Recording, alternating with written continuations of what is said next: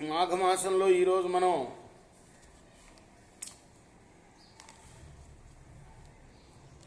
ఆరవ రోజులో ప్రవేశించాం. మాఘపురాణం నుండి 6వ అధ్యాయాన్ని చెప్పుకుందాం. నమ పార్వతీపతే హర హర మహాదేవ శంభో శంకర, లక్ష్మీపతే శ్రీహరి మహాదేవ, సమర్థ సద్గురు సాయినాథ మహారాజ్కి జై. నిన్న అధ్యాయంలో కథ సగంలో ఆగింది. మాఘమాసంలో ఒక వృక్షరాజం కింద కృష్ణానదీ తీరంలో గౌతమ మహాముని తపస్సు చేసుకుంటే అక్కడికి ఒక కుక్క వచ్చింది. ఆ పూజని ఎంత తరిమినా పూజ నుంచి దూరం కాలాది. తర్వాత అది మనిషిగా మారిపోయి తన కథ చెప్పింది. అలానే ఒక కప్ప కూడా వచ్చింది. ఆ కప్ప తన కథ చెప్పడం ఈరోజు అధ్యాయంలోని కథ. మునిశ్రేష్ఠ, నా వృత్తాంతం తెలియజేస్తాను వినండి. నా జన్మస్థానం గోదావరి సమీపంలో ఉన్న ఒక చిన్న గ్రామం. నా తండ్రి పేరు హరిశర్మ, నా పేరు మంజుల. నన్ను నా తండ్రి కావేరీ తీరవాసి అయిన జ్ఞానానందుడు అనేవాడికి ఇచ్చి పెళ్లి చేశాడు. అతను మంచి దైవభక్తుడు, జ్ఞాని, గర్వం లేనివాడు. వివాహం అయిన వెంటనే కాపురానికి వెళ్ళాను. వెళ్ళిన తర్వాత మాఘమాసం వచ్చింది.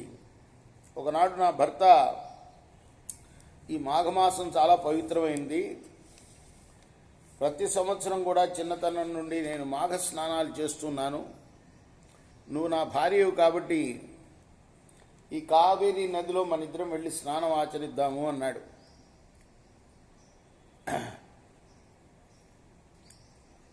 అయితే మాఘమాస స్నానం మనం రోజు చెప్పుకున్నాం కదా, అర్ధోదయ స్నానం చేయాలి.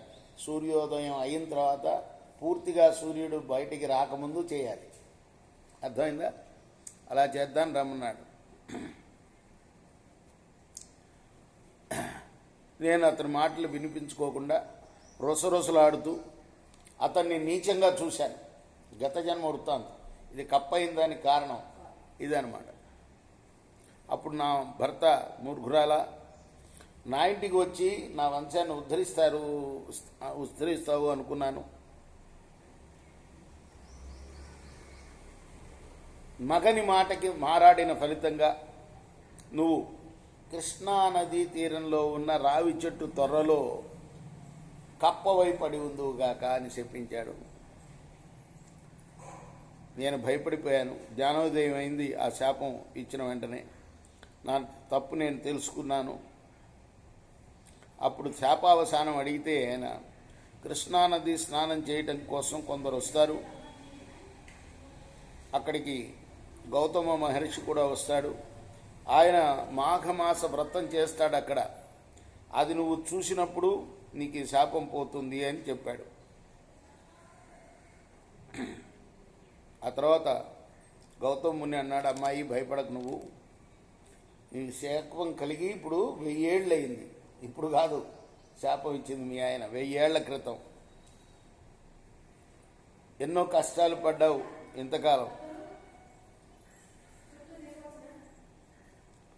ఇక్కడ కాదు, అదిగో ఆమె తిరుగుతుంది చూడు, ఆమె వెంట తిరుగు, పో.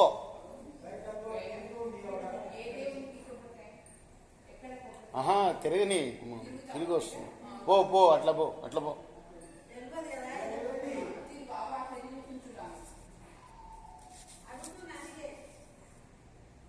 ఇక్కడ ఇక్కడ